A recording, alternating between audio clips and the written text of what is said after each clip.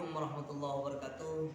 Alhamdulillah wassalatu wassalamu ala Rasulillah Sayyidina Muhammad ibn Abdillah wa ala alihi washabihi wa mawala.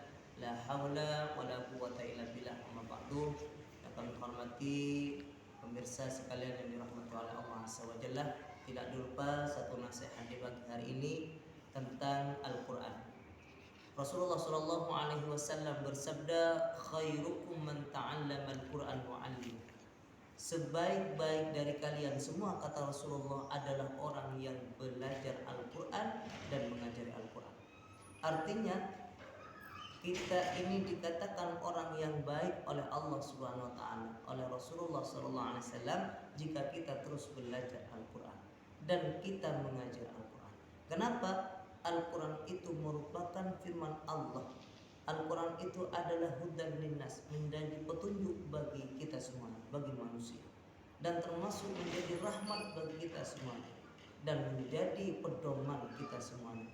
Rasulullah Shallallahu Alaihi Wasallam pernah menyampaikan, taraktum ru'atain, Rasulullah meninggalkan dua perkara saja, yaitu yang pertama Al-Quran wa sunnah Rasul, dan sunnah Rasulullah SAW. Yang lain itu ditinggalkan oleh Rasulullah kecuali dua ini. Yang pertama Al-Quran sebagai pedoman kita. Bagaimana pertanyaannya sekarang, bagaimana ketika kita ini tidak belajar tentang Al-Quran, bagaimana kita tahu tentang Al-Quran?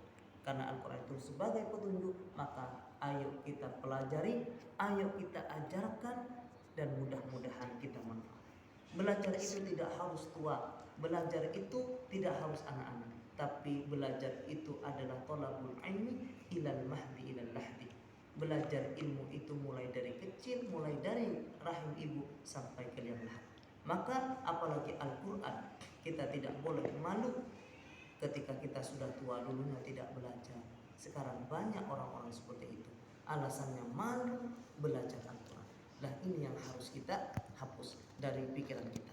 Artinya apa? Mulai dari sejak kecil ajarkan anak-anak kita, remaja ajarkan anak-anak kita, bahkan yang sudah sepuh mau meninggal pun ayo kita ajari tentang Al-Quran. Karena satu, Al-Quran itu adalah pedoman kita.